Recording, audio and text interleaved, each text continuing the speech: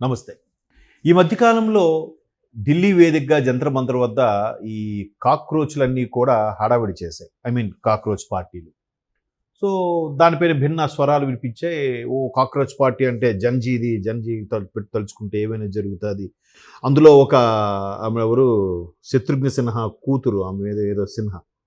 ఆమె ఒక బాలీవుడ్ నటి ఎవడినో పెళ్లి చేసుకుంది. ఆమె అయితే అసలు పట్టలేని సంతోషంతో ఒక వీడియో రిలీజ్ చేసింది. నిజంగా విద్యార్థులు తలుచుకుంటే ఏంటి విద్యార్థులు ఒక్కొక్కరు 30, 40 ఏళ్ళు ఉన్నోళ్ళు వాళ్ళు జంజీలు అంటే విద్యార్థులంట. సరే ఆడెవడో సౌరవ్ ఎవడో ఉన్నాడు వాడికి 28 ఏళ్ళు. 28 ఏళ్ళు అంటే 2000 ముందు పుట్టినవాడు జంజీ ఎట్లా అవుతాడు? ఆబ్వియస్లీ కదా! సరే అదంతా వేరే స్టోరీ, అంతా చూసేసాం, వైరల్ అయిపోయింది. అయితే ఈ నేపథ్యంలో ప్రధాని మోదీ గారు ప్రతి 2 రోజులకు ఒకసారి వరుసగా 3, 4 వీడియోలు రిలీజ్ చేసి తన ఫోన్లో ఇట్లా దేశం పౌరులు ఎలా ఉండాలి, విద్యార్థులు ఎలా ఉండాలి, ఎటువైపు దారి తీయాలి, ఇటువంటి ఘటనలు చాలా దురదృష్టకరం అంటూనే ఒక్కొక్కడు చెలరైపోయాడుగా. నోటికొచ్చిన మైక్ పెట్టేసరికి అమ్మాయిలు కూడా, అంటే ఇక్కడ మీరు అనొచ్చు అమ్మాయి అంటే అబ్బాయి ఏంటని. జనరల్గా అమ్మాయిలంటే పువ్వులు, సీనరీస్, సున్నిత స్వభావాలు అలాంటి వాటితో పోల్చుతాం కదా మనం. మన అమ్మాయిలు అంత రూడ్గా ప్రవర్తించడం ఏంటి? ప్రత్యేకత ఉంది కదా స్త్రీకి. సో అటువంటి ప్రత్యేకత ఉన్న ఆడదికి అంత పచ్చిబూతులు మోదీ గారి తల్లి గారిని కూడా తిట్టడం ఏంటి, విమర్శించడం ఏంటి? మరి అప్పుడు మరి అమ్మాయిలను గుర్తురారా ఎవరికి? అక్కడ మాత్రం సమాన హక్కులేనా? సో ఇట్లా వాటెవర్ మేము అన్ని పచ్చి బూతులు మాట్లాడారు, సంస్కారహీనంగా మాట్లాడారు పచ్చిగా చెప్పాలంటే. సో ఆయన కూడా సరే అయ్యింది, దీనికి మేము ఖచ్చితంగా చర్యలు తీసుకుంటాం, జరగాల్సింది మేమేదో చూస్తాం, మేము హామీ ఇస్తున్నాం, కానీ నా మీద అనుమానం మాత్రం నేను దయచేసి ఎవరిపైన చర్యలు తీసుకోవట్లేదు, నేను ఎవరిని ఏమి అన్ను, క్షమించి వదిలేస్తున్నా అన్న కోణంలో చెప్పాడు ఆయన. భిక్ష పెట్టాడు ఒక విధంగా వాళ్ళందరికీ. సో అందులో ఎవరైతే ఎక్స్ట్రా చేసి మాట్లాడిందో ఒక అమ్మాయి, వాళ్ళ మదర్ అయితే మోదీ గారికి థ్యాంక్స్ చెప్పింది. నిజంగా మీరు గ్రేట్ సార్, నా కూతురు భవిష్యత్తు కాపాడారని కదా. ఆమెకు అర్థమైంది, ఈ గొర్రెలకి ఇంకా అర్థం కాలే. సరే ఇదిలా ఉంటే అందులో కొన్ని వీడియోలు మన సోషల్ మీడియాలో తెలుగులో కూడా నిజంగా ఒక ఫిమేల్ జర్నలిస్ట్ ఉన్నారు, పేరు మళ్ళీ చెప్తే ఈ వీడియో ఆమెకి ఫేవరు అని మీరు మాట్లాడతారేమో, అందుకు నేను పేరు చెప్పదలుచుకోలేదు. ఆమె చాలా చక్కగా ఇన్సిడెంట్ జరిగినప్పటి నుంచి కూడా 2-3 వీడియోస్ చేసి వైరల్ చేసి అయ్యాయి.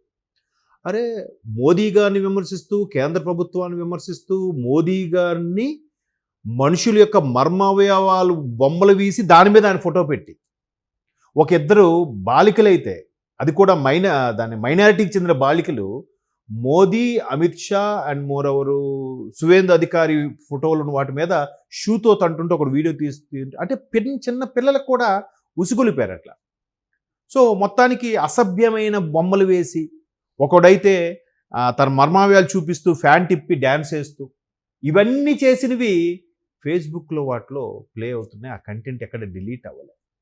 కానీ మోదీ గారు మాట్లాడిన స్పీచ్ మాత్రం డిలీటెడ్. ఎందుకు డిలీట్ చేశారు? ఈ అంశం మీదే ఆ తెలుగు మహిళా జర్నలిస్టు చాలా బాగా మాట్లాడింది, చూశాను నేను కూడా. ఇప్పుడు మొత్తం వ్యవహారం మీద భారత క్యాబినెట్, నువ్వెవడు ఫేస్బుక్ అయితే ఎవడికి ఎక్కువ, జుకర్బర్గ్ అయితే ఎవడికి ఎక్కువ రాబాయి, ముందు అది ఎందుకు డిలీట్ చేసావు ముందు చెప్పాలి, అది ముందు కరెక్ట్ పెడతావా, నీ పరిస్థితి, నీ సంగతి చూడమంటావా? ఇండియాలో బ్యాన్ చేసిన పరిస్థితి ఏంటి? నేల నాక్కోవడమే. ఎందుకంటే చెప్పాను కదా, భారతదేశంలో అత్యంత జనాభా, ప్రపంచంలోని జనాభా భారతదేశంలో ఉంది. ఆల్మోస్ట్ ఆల్ ప్రపంచ జనాభాలో 4వ వంతు ఎంతో భారతదేశంలో ఉంది. ఇక్కడ 0.5% బిజినెస్ చేసుకున్నా ఆడు బిలియనీర్ అయిపోతాడు. మరి ఇక్కడ బ్యాన్ చేస్తాడు, ఏం బిజినెస్ చేస్తాడు? బొంగు చేస్తాడు. సరే ఇంత చెప్పిన తర్వాత ఆ జుకర్బర్గ్ గాడు పెద్ద పోటుగాడు లాగా, నేను ఇలాగే అంటున్నా, తప్పుగా అనుకోవద్దు ఫ్యాన్స్ ఉంటే, పోటుగాడు లాగా నిజంగా అపాలజైజ్డ్ ప్రధానమంత్రి మోదీ అని ఏదో పెట్టాడు. అంటే పడాలను కొట్టి సారీ చెప్తే సరిపోద్దా?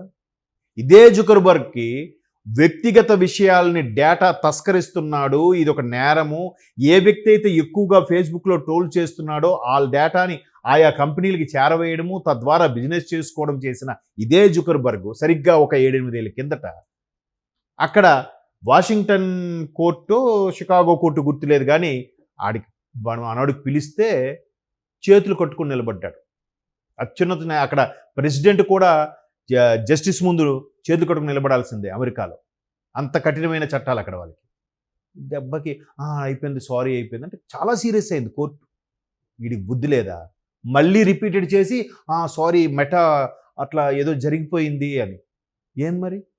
అదేదో ఉంటుంది సర్టిఫికేట్ సాఫ్ట్వేర్ సంబంధించి సిఎస్ఏం, డీప్ ఫేకు, వీటన్నిటిని బట్టి పరిశీలించి చూస్తే తెలియాలి కదా. ఎలా డిలీట్ చేస్తారండి? ఈ పనికిమాలిన బూతు బొమ్మలు, అర్ధనగ్న ప్రదర్శనలు, అమ్మాయిలు తో ఉండే వైరల్ అయ్యే అంశాలు, ఇవి మాత్రం చాలా చక్కగా బ్లర్ కూడా చేయకుండా వేస్తారే. మోదీ గారి స్పీచ్ మీకు ఏంటి కంట్లో కారం పడిందా? లేదా ముట్టి కింద సోలాలు ముచ్చుకున్నాయా? ఎందుకు డిలీట్ చేశారు? మళ్ళీ ఇప్పుడు సింపుల్గా సారీ అంట. నిజంగా ఎక్కడ సిజరింగ్ ఇవ్వాలి అక్కడ ఇవ్వాలి ఇలాంటి వెధవులకి. అసలు ఇది మన తెలుగులోనే నెత్తి నోరు కొట్టుకుని మాట్లాడిన సందర్భమే కాకుండా నేషనల్ మీడియాలో కూడా 2-3 మాట్లాడారు. అప్పుడు క్యాబినెట్ కమిటీ ఈ నిర్ణయం తీసుకున్నాక ఇప్పుడు సారీ అంట.